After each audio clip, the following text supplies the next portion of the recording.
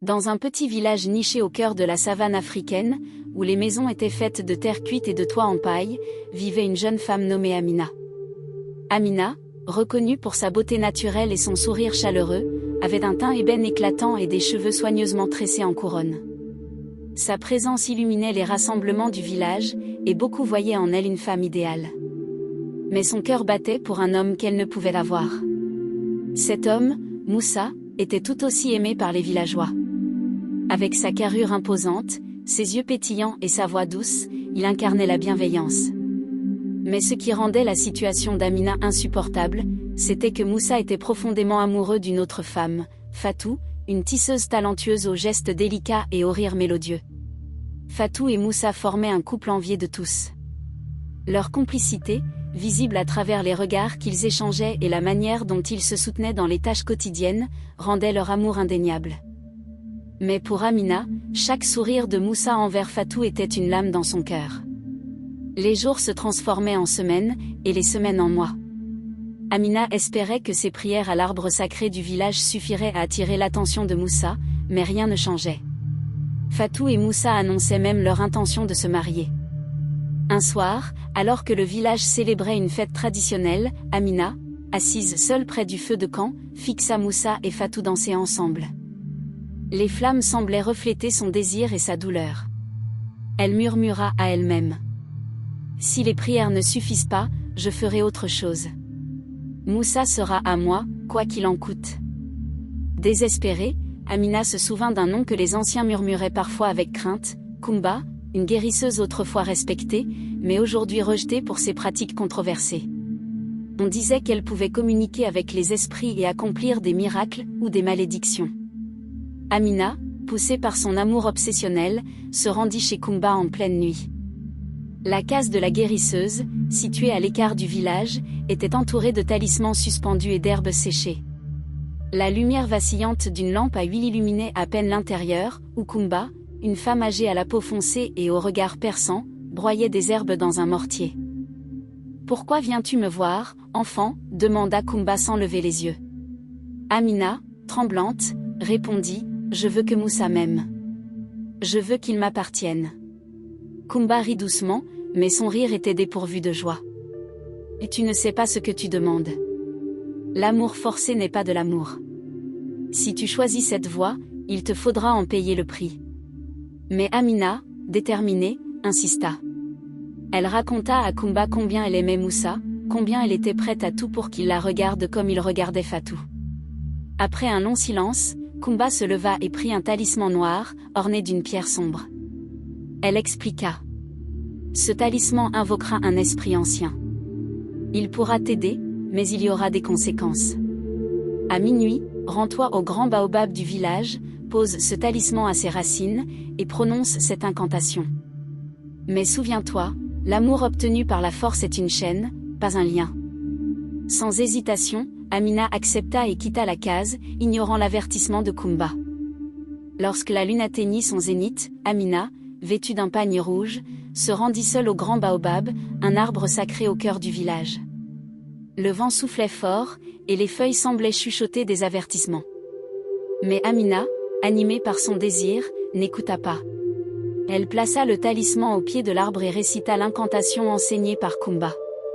Une brume épaisse enveloppa le baobab, et un froid glacial s'installa. Soudain, une silhouette sombre, presque éthérée, apparut devant elle. C'était l'esprit. Sa voix résonna, grave et profonde. « Pourquoi m'appelles-tu, mortel ?» Amina, bien que terrifiée, répondit avec assurance. « Je veux que Moussa m'aime, qu'il me choisisse et qu'il oublie Fatou. » L'esprit resta silencieux un moment, puis dit. « Sois. Ton souhait sera exaucé. Mais souviens-toi, ce que je donne n'est jamais sans conséquence. » La brume se dissipa, et Amina, bien qu'ébranlée, ressentit une étrange satisfaction. Elle croyait que son problème était résolu. Le lendemain, Amina remarqua immédiatement un changement. Moussa, autrefois distant, semblait soudainement captivé par elle. Il l'aida au marché, lui offrit des fleurs et la courtisa avec une intensité déconcertante. Le village entier fut surpris de voir Moussa s'éloigner de Fatou, annulant même leurs fiançailles. Au début, Amina était ravie. Elle portait fièrement le talisman autour de son cou, convaincue qu'elle avait gagné. Mais bientôt, elle remarqua que l'amour de Moussa n'était pas normal. Moussa devint obsédé. Il ne supportait pas qu'Amina parle à d'autres hommes, surveillait chacun de ses mouvements, et devenait furieux au moindre soupçon. Il était constamment à ses côtés, au point qu'Amina se sentait étouffée. Pire encore, des phénomènes étranges commencèrent à se produire. Les fleurs autour d'Amina se fanaient, les animaux fuyaient sa présence, et les enfants du village évitaient de s'approcher d'elle. Une nuit, elle fit un cauchemar. Dans son rêve, l'esprit qu'elle avait invoqué lui murmura. « Ce n'est pas de l'amour, Amina. Ce que tu as obtenu est une chaîne que tu ne peux briser. » Amina se réveilla en sueur, le talisman brûlant contre sa poitrine. Le comportement de Moussa devint rapidement un sujet de murmures dans tout le village. Lui, qui autrefois était l'incarnation de la sérénité et de la gentillesse, semblait maintenant être une toute autre personne. Il suivait Amina partout, au marché, au puits, et même lors des cérémonies du village. Ses yeux, autrefois chaleureux, semblaient toujours scruter, comme s'il cherchait des menaces invisibles.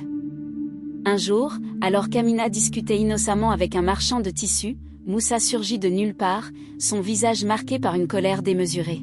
« Pourquoi lui parles-tu » aboya-t-il, attirant l'attention de tout le marché. Amina, embarrassée, tenta de calmer la situation, mais Moussa agrippa son bras avec une force qui la fit grimacer. « Tu es à moi, Amina. Personne d'autre n'a le droit de te parler. » Le marchand, gêné, recula sans dire un mot, et les autres villageois détournèrent les yeux. Mais la tension était palpable. La situation s'aggrava lorsqu'Amina tenta d'apaiser Moussa en lui expliquant qu'il n'avait rien à craindre. Il ne l'écoutait pas. Au contraire, son comportement devint encore plus inquiétant. Il exigeait qu'elle reste à la maison et ne sorte qu'en sa présence. Il semblait perdu dans une spirale de possessivité incontrôlable. Amina commença à regretter profondément son choix. Ce n'était pas l'amour qu'elle avait imaginé. C'était une prison. Fatou, de son côté, avait été dévastée par la rupture soudaine avec Moussa. Elle avait passé des jours enfermée chez elle, pleurant l'amour qu'elle croyait réciproque. Mais après avoir observé le comportement étrange de Moussa, elle commença à se poser des questions. Fatou était connue pour sa sagesse et son calme. Bien qu'elle souffrait, elle ne pouvait ignorer ce qu'elle voyait. Moussa n'était plus lui-même, et Amina, qu'elle avait toujours respectée, semblait tout aussi perturbée. Elle décida de mener sa propre enquête. Elle se rendit chez Kumba, la guérisseuse marginalisée, espérant trouver des réponses. En arrivant, elle trouva la vieille femme en train de trier des herbes près de sa case. « Maman Kumba, je viens chercher des réponses. Quelque chose ne va pas avec Moussa et Amina, et je pense que tu sais ce qui se passe. » Kumba, qui avait gardé le secret du pacte, hésita.